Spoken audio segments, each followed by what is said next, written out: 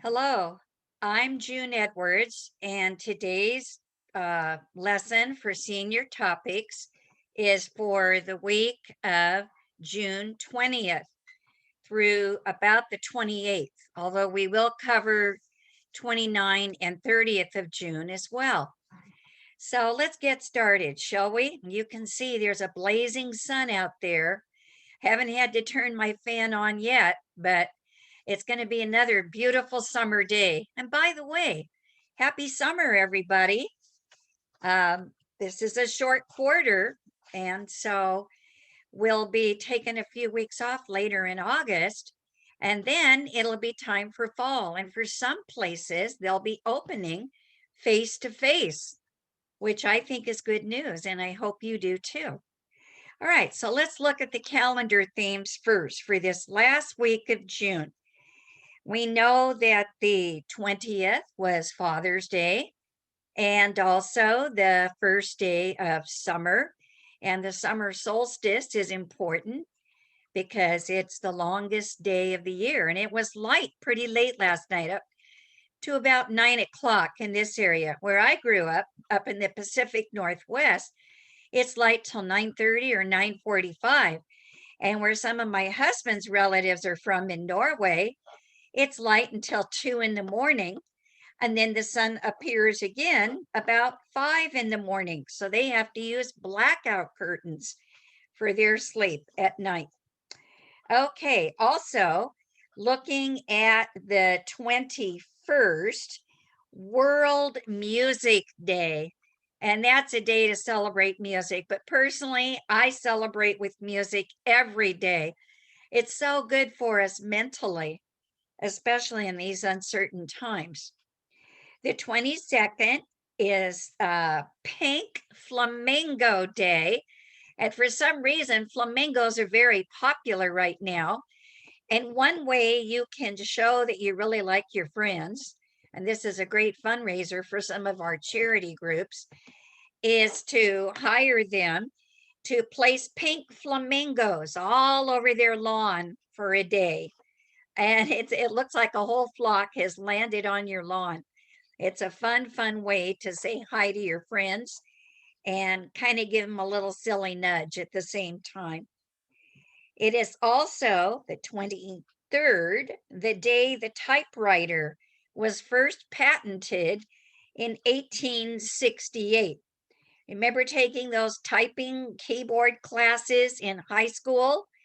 Well, now people pretty much finger peck on their keyboards on their computers, but that all goes back to the invention of the typewriter. June 24th is UFO Day, Unidentified Flying Objects. And the first documented UFO sighting was on June 24th, back in the 1940s, goes back that far. And only recently, the Pentagon has admitted that yes, there is an Area 51 in Nevada. And yes, they have seen real UFOs and tried to study them and get pictures of them. June 24th is also International Fairy Day. And for some of us, we put fairies, UFOs in the same category. Whether they're true or not, my lips are sealed.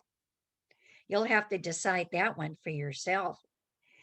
It is also Swim a Lap Day. And the pools, a lot of the pools are open. And I got to go swimming with my grandkids a week ago. And man, did that water feel good on a hot day. And we're teaching our youngest one to swim. We're back to doing that. Okay, June 25th, the famous child artist Eric Carle was born in 1929, and his beautiful watercolors grace many books, especially about insects and different kinds of bugs. And he has written so many books and just wonderful. It is also Global Beatles Day. Not the bug kind of Beatles, but the music group, the Beatles. Remember, John and Paul and George and Ringo. And I wonder which one was your favorite, or if you thought it was just a bunch of noise and turned them off. Kind of depends on your perspective, doesn't it? It's also Color TV Day. Remember before color television? It was first provided for the public on June 25, 1951. June 26. Oh, wait a minute. I have to go back to June 25. It is Leon Day. Leon.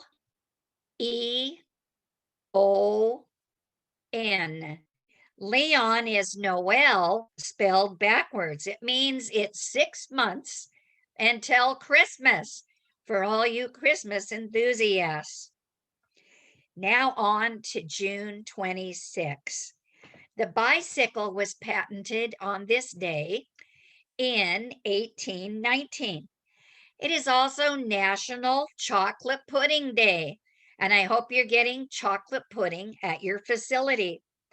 The toothbrush was invented on this day in 1498, 600 years ago, 603 years ago to be exact.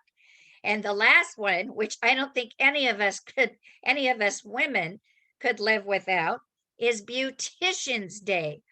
Although my beautician tells me she gets more men than women in her shop. Whoever said men were not vain? It's not just us girls. Okay, on to June 27th. Captain Kangaroo, who had a famous children's programs in the 1950s and 60s. The actor's name was really Bob Keeshan. He was born on June 27 in 1927. Another famous person, Helen Keller, was born on this date in 1880. And the melody for the happy birthday song, Happy Birthday to You, was written in 1859. June 28th, Paul Bunyan Day, and he is a folk hero with his gigantic blue ox named Babe. And the folk tales about this lumberjack come from Minnesota. June 29th, remember before the iPhone? Oh my gosh, could we do without our iPhones? I don't know how we did, but it was first released in 2007. We've only had them 14 years. It is also Camera Day. Remember before you could take photographs? Well, now I can take pictures on my iPhone with this little camera right there. And the last day of June, June 30th, Meteor Day. Maybe we'll see some shooting stars that night. Superman's birthday in 1938. National Organization of Women, or NOW, NOW, founded in 1966. And I wanted to also tell you that June is wedding month and it is the great outdoors month. And in honor, let's go to the great outdoors first. I have some poems for you from the American poet Carl Sandburg. The first one is called Summer Grass. Summer grass aches and whispers. It wants something. It calls and sings. It pours out wishes to the overhead stars. The rain hears, the rain answers. The rain is slow coming. The rain wets the face of the grass.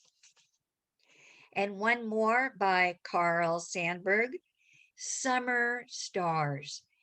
And I hope you take time to look up at the sky, the night sky, and see the stars.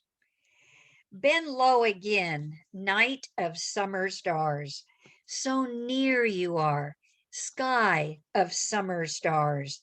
So near, a long-armed man can pick off stars, pick off what he wants in the sky bowl. So near you are, summer stars, so near, strumming, strumming, so lazy and hum, strumming. There's just something about poetry that soothes the soul. Now I want to go on and I want to say a little bit about presidents, and we are going to feature interesting facts about our American presidents throughout the month of July. But I wanted to kick it off because of Father's Day with just a very short quiz about dad presidents. Most of the men who have served as our presidents are fathers.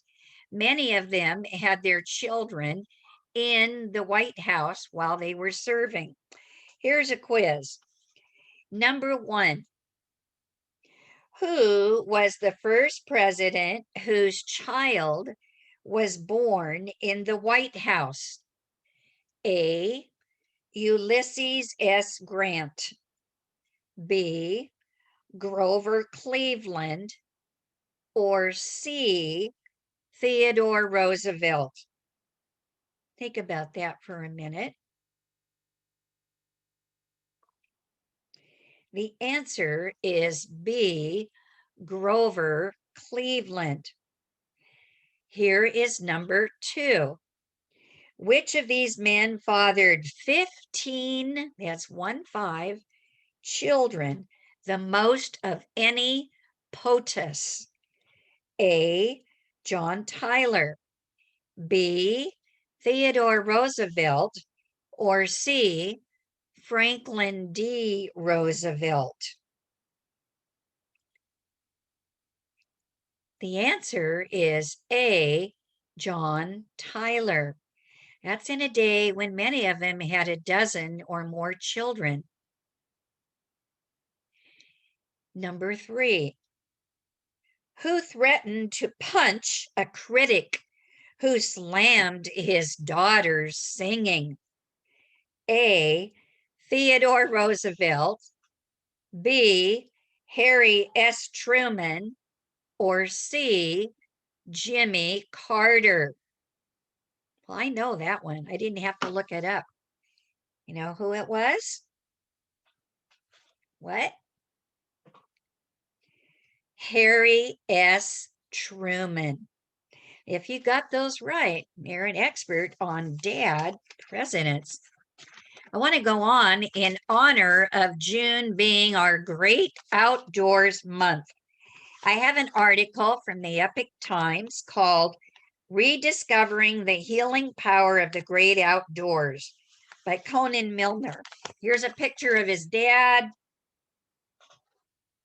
and he's got his, who is that, his wife or a child? I guess it's, I don't know who it is, somebody on his back. I remember when my husband was alive and we were both young and our kids were babies, he would pick them up, put them on the back of his neck, and walk everywhere with them. And the kids would squeal and laugh. Did you ever do that with your children? Do you remember your father as a strong young man picking you up piggyback style and carrying you somewhere?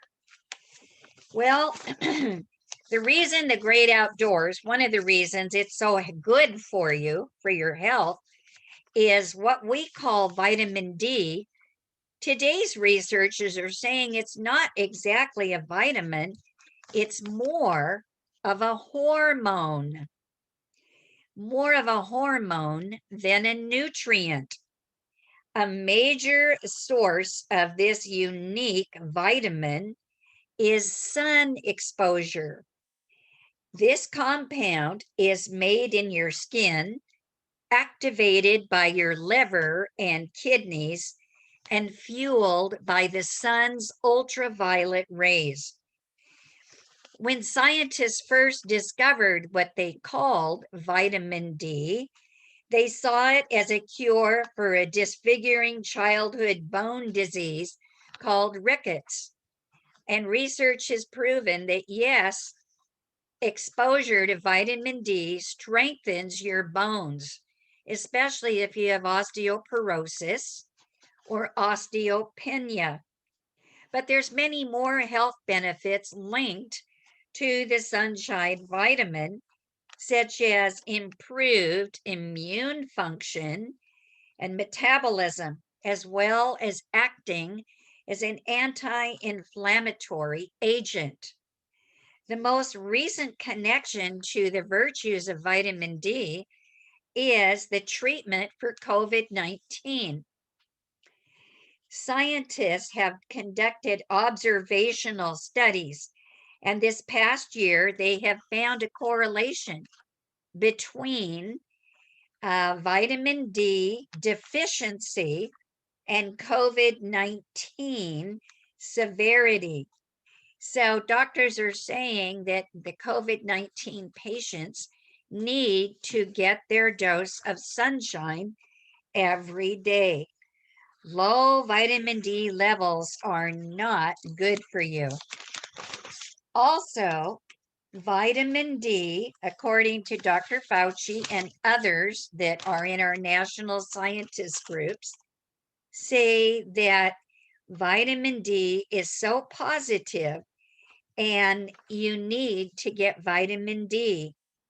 They're cautious about it being a treatment, but it certainly is good to strengthen your bones, strengthen your immune system, and it also lightens depression and anxiety. So get your sunshine bath for at least 10 minutes every day out in the sun. And it doesn't have to be the harsh heat of the day.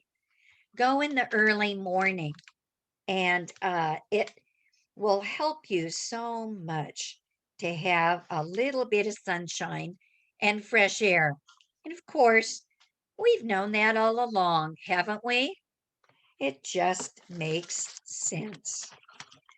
Another good thing about the month of June is the fact that it is a wedding month. And so I've got some wedding trivia for you. I got to go to a live wedding celebration.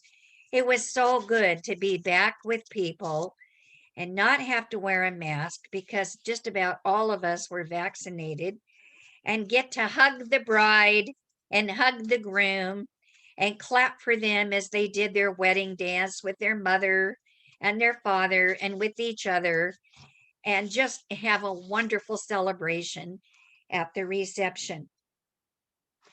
In the year 2000, the average bride was 24 and the average groom was 28. In 2020, the average bride is 28 and the average groom is 32. They're waiting longer and longer to tie the knot. There is a bridesmaid's curse. Thrice a bridesmaid, never a bride is an old charm that can be broken by being a bridesmaid 7 times. I have been a bride's matron at least twice, once with my own daughter's wedding. The tradition of bridesmaids dressing the same as each other and in similar style to the bride comes from ancient days, when it was believed that evil spirits had a more difficult time distinguishing which one is the bride and putting a hex on her. 74% of all brides receive a diamond engagement ring. Of those, more than half of them are involved in picking out their ring, while 3% actually pick it out themselves. The practice of giving or exchanging engagement rings began in 1477 when Roman Emperor Maximilian I gave Mary of Burgundy a diamond ring as an engagement present. Now, should the bride have a formal or casual wedding? 80% of brides plan a formal wedding. Many are held still in church or in hotels. Okay, it according to English folklore, Saturday, which is the most popular American choice, is the unluckiest day to marry. Well, I have to say, I married on a Saturday and I was married 44 years before my husband passed. So I think it was a very lucky day. I think that curse is no longer around. The number of marriages in the United States has averaged around 2.5 million every year for the past 20 years. So marriage is alive and thriving. What is the oldest bridal tradition? The veil, the wedding veil, which covers the bride's face, dates back to ancient Rome when it was flame yellow, not white, always worn over the face and called a flammeum. Oh, romantic lace is always associated with the love and romance of a wedding. Did you know that the veil made for Queen Elizabeth's 1923 wedding to George VI required more than 12,000 hours of sewing time and more than 12 million stitches? Well, where did the white dress come from? That goes back to Queen Victoria when she married the handsome Prince Albert from Germany. And she picked white, and it has been white pretty much ever since. In the rhyme, something old, something new, something borrowed, something blue. Blue is symbolic of the blood of royalty, since both the bride and the groom were once considered to be royal, like a king and a queen on the wedding day. In Pennsylvania, ministers are forbidden from performing marriages when either the bride or groom is drunk. What about the kiss? The kiss that is given by the bride and groom at the end of the wedding ceremony originates from earliest times when they would actually make love for the first time under half the eyes of the village. Well, I'm glad we don't have to watch that. I do enjoy watching the kissing. What's the most frequent number of bridesmaids? It's 4, including the maid of honor. 62% of weddings have a flower girl, and 56% have a little boy ring bearer. Why is the engagement ring and wedding band worn on the fourth finger of the left hand? Because the ancient Egyptians thought that the vein of love ran from this finger directly to the heart. The average wedding has been costing almost $20,000 with 185 to 200 guests. Now, during the pandemic, there have been some weddings on Zoom. I attended one on Zoom where the minister himself was on another Zoom and performed it via the internet to the couple who were here in California. Strange times. And of course, the reception could only be the family and immediate family members in their backyard. Well, let's see. What else can I tell you about weddings? June is not going to be the wedding month much longer. It appears that many more people are starting to prefer the month of August, but June still comes in as a close second. 37% of all brides plan their weddings for 7 to 12 months before it happens. And here is a nice, funny poem. See if I can find it. It's called Here Comes the Bride by my friend Mary Damone. Here comes the white June bride, her cash poor father by her side. Frilly bridesmaids march in line. An awkward flower girl drags a vine. Here comes the holy man in charge, reading vows in a book so large. He says I do, and she does too. Kiss the bride, a marriage new. Second phase. Here comes the black robed judge. A clerk appears to help him nudge both lawyers to to earn their pay as nervous clients look away. Paperwork is everywhere. Sign your name. Don't despair. All I do's become we don't. Now it ends. No more. We won't. Third phase. Here comes the dressed red bride. Her current boss is by her side. A little boy looks at his mom and then he asks, "Where's the John?" Music from a cell phone plays as vows are read without delay. New hopes that bliss will come at last. So move ahead, forget the past. I hope you like that. It's a little cynical, but unfortunately, sometimes it is true. And what else can I tell you? Oh, yeah, here's some interesting trivia about weddings.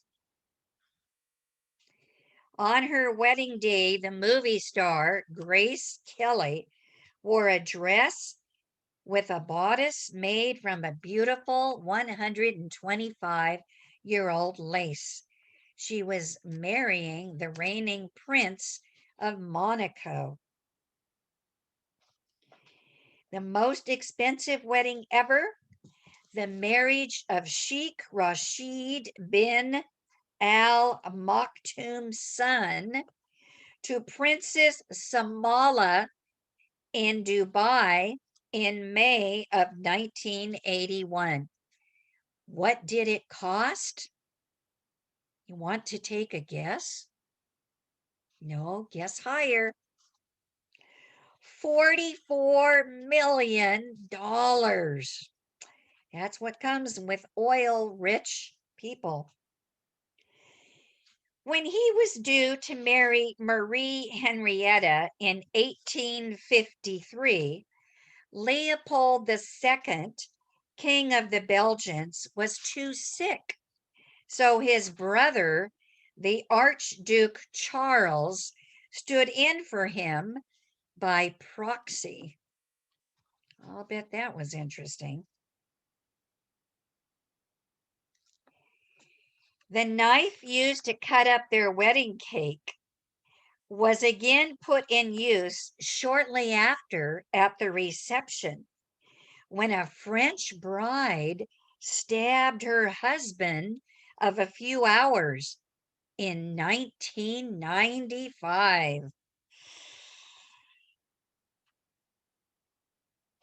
Halfway through his wedding ceremony, the King of France, Philip I Augustus, decided he did not really like his bride. Immediately after the ceremony, he locked up his new Danish wife Ingeborg in a nunnery where she lived out her remaining years. Now, one bride must hold the record for the most distressful wedding day ever. Princess Maria del Pozo della Cisterno was marked by not one unforgettable event, but 6 events. The day she married the Duke de Costa, the son of the King of Italy, in 1867.